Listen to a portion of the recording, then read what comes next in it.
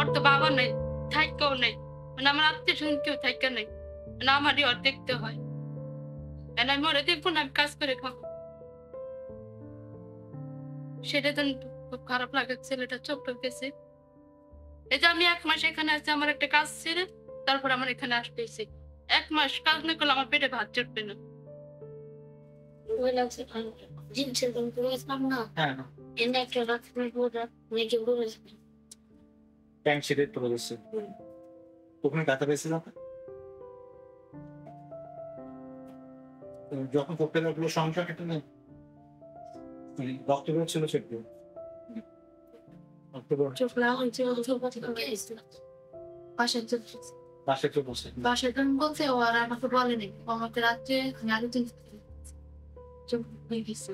ও আমার বলে দাম আমাকে মারছে।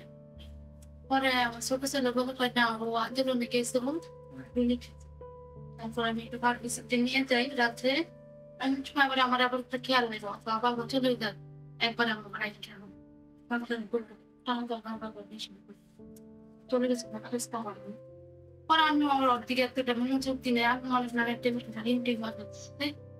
তারপরে আপনি রাত্রে 8:30টার সময় ডাক্তারকে বললেন, আপনি ডাক্তারকে খুললে বললেন একটু ব্যথা পেয়েছি। পরে উনি বললেন যে ব্যথা হলো, চোখে মেরে যাচ্ছে। তাহলে চোখ হাসপাতালে নিয়ে যান। তার চোখ হাসপাতালে নিয়ে আসছেন? চোখ হাসপাতালে নিয়ে আসছি। নিয়ে আসা 19 তারিখ ওর ভুলে গেছে, তো 20 তারিখে আমি নিয়ে আসছি। 20 তারিখে নেওয়ার পরে এখানে 20 তারিখে আর অপারেশন করে নাই, মানে 22 তারিখে অপারেশন করছে। 22 তারিখে আমি অপারেশন করে আমি চলে গেছি, আমি আর ভর্তি থাকিনি। পরে 1 মাস পরে ওনারা আসতে বলছে, আমি আসছি। ওনারা আসার পরে ডাক্তার বলছে ও আর এই চলতে বেশি দিন দেখতে পারবে না, 2-3 মাস দেখতে পারবে, বেশি দিন দেওয়া হবে না। তার কিসের জন্য? আর মানে ভিতরে গুলি গেছে, আবার পিছনে পর্দা ছিঁড়ে গেছে, তার জন্য আর দেখতে পারবো না। যেটুকু দেখারও জ্ঞান বিষয়। চোখের ভিতর কি স্প্রিন্টার গেছিল কোনো? হ্যাঁ স্প্রিন্টার ছিল। পর স্প্রিন্টার এখনো আছে না সরা গেছে? না, এখনো আছে, ছড়াইতে পারে নাই। সারা জীবন থাকবে এটা? এটা সারা জীবন থাকবে। পরে কিন্তু আমি সিএমএস গেলাম, আমি যে বাসায় কাজ করি স্যারের আন্ডারে আমি সিএমএস, আমি স্যারকে বললাম যে স্যার এরকম এরকম, আমি ওনারা আগে বলি নাই। পরে স্যার বলছে আমি তোমার জন্য চেষ্টা করতেছি। পর স্যার আবার আমাকে ইয়েতে নিয়ে আসলো, ইসলামী হাসপাতালে, চোখ হাসপাতালে। ওখান থেকে একটা সবকিছুই করছিল, তাকে ভর্তি রাখবে একটা টেস্টের জন্য, সিএমএস কিছু স্যারের সঙ্গে। তো স্যার আবার বলছে যে এখানে যদি ভর্তি করেন তাহলে একটু ভালো হয়, ও আমার বাসায় কাজ করে। পরে ওই স্যারে পরে ওখানে আমরা 25-26 দিন ছিলাম। ওখান থেকে পরে আমরা এখানে আমাদেরকে বাইরে রেফার জন্য, ওরা অপারেশন করার কথা ছিল, 2 দিন আগে অপারেশন করাবে, সবকিছু কমপ্লিট হয়েছে। পরে আপনি 3 দিনে বলতেছে আর বাইরে যেতে হবে, রেফার দিয়ে দিতেছে, আপনারা চক্ষু হাসপাতালে কথা বলেন। কথা বলে তারপরে ওনারা দেখেন কি করে। আমাদের বাইরে কাগজ ওনারা তার কিছু বলতেছে না। এই যে অপারেশন করলো, মনে করেন 9 দিন পর অপারেশন করলো, ওষুধ চলতেছে, আর কিছু না। এখন আর কিছু দেখতেছেন? আর এই চোখ দিয়ে কিছু দেখতে পারে না, আগে একটু দেখতে পারতো, আর এই চোখ দিয়ে দেখতে পারে না। আগে যেভাবে ধরো কোনো কিছু ধরতাম, এখন ওভাবে ধরতে পারো? ধরতে পারে, মানে এক চোখ দিয়ে, এই চোখটা দিয়ে, মানে ওই চোখটা আছে। তুমি কিছু বুঝতে পারো? বুঝতে পারবে না?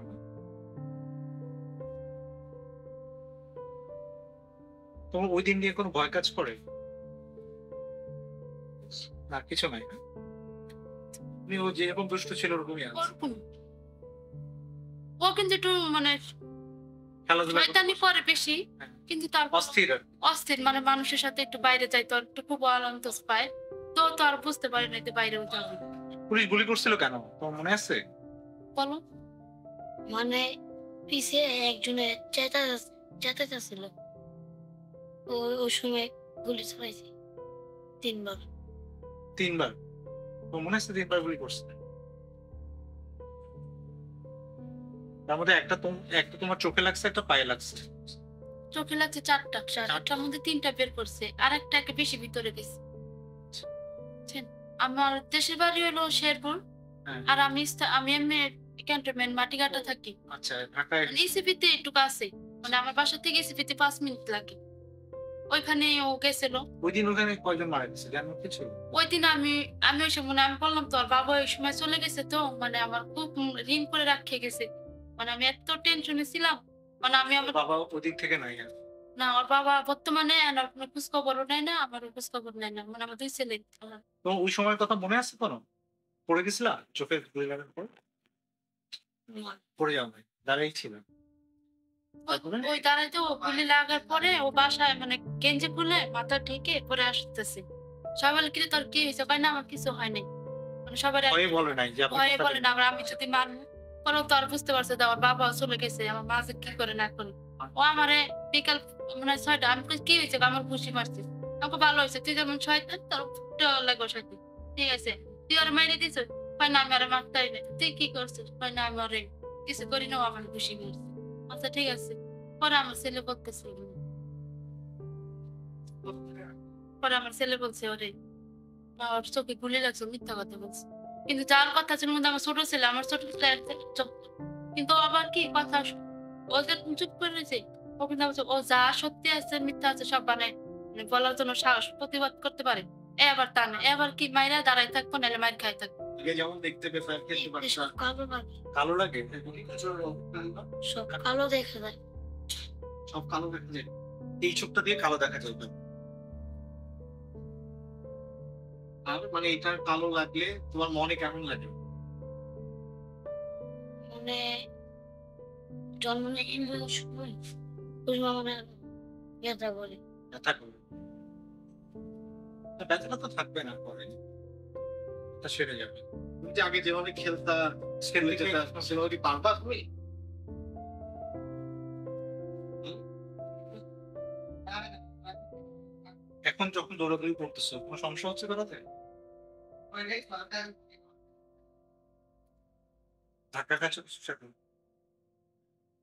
মানে আমাকে বলতে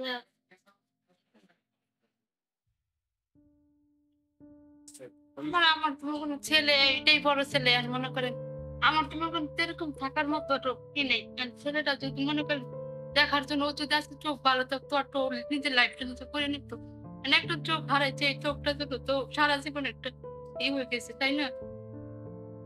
আর ওর তো বাবা নাই, থাইকাও নাই, মানে আমার আত্মীয় স্বজন কেউ থাইকা নাই, মানে আমারই ওর দেখতে হয়। আর আমি ওরা দেখবো না, আমি কাজ করে খাবো। সেটা তো খুব খারাপ লাগে, ছেলেটা চোখটা গেছে। এই যে আমি 1 মাস এখানে আছি, আমার একটা কাজ ছেড়ে তারপর আমার এখানে আসতেছি। 1 মাস কাজ না করলে আমার পেটে ভাত জুটবে না। তাহলে এই ছেলের জন্য আজকে আমি এখানে আসছি। আমার বাসা এখান থেকে 1 ঘন্টা লাগে, কিন্তু আমার আত্মীয় স্বজন মানে একটা হাতে ভাত দিয়ে যাবে তাও দেওয়ার মতো কেউ নেই। এই অবস্থা।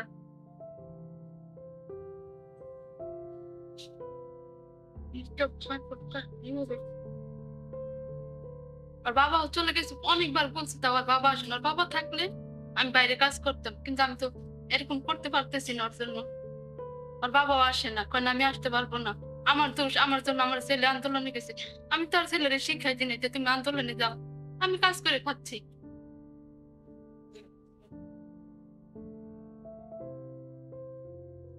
বাংলাদেশের পরিবর্তন কি ভাই? আমি এসবের মধ্যে কোনো জড়িত না, কোনো কিছুও না।